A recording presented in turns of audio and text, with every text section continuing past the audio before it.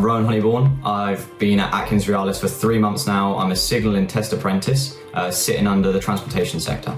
So the apprenticeship scheme that I'm on is a 3-year course. It consists of both classroom work and also on-the-job practice. The classroom work is with a provider called Elevate, and they give you all your courses, and then the on-the-job work is through AtkinsRéalis. You'll go out with your mentors and other colleagues, and you'll be doing day-to-day jobs such as renewals and things like that.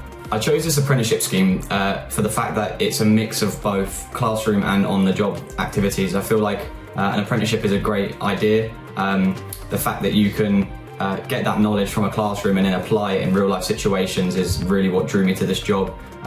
Actually putting images to words and actually realising what things are.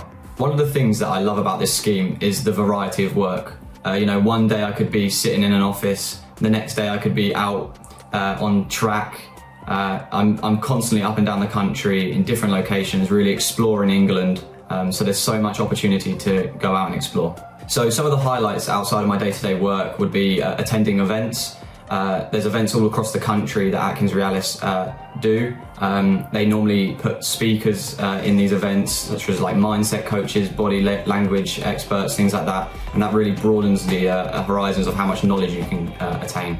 So my career highlight so far at AtkinsRéalis has been probably the speed at which I was able to get some of my certificates.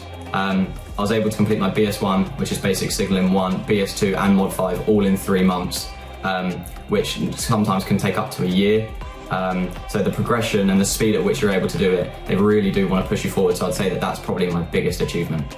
So looking ahead at my future career, I hope to be the youngest TIC in the signalling department. I know it sounds like a very big goal, but that's something I really want to strive towards, and the people around me are all very supportive in that, so that's what I hope to do.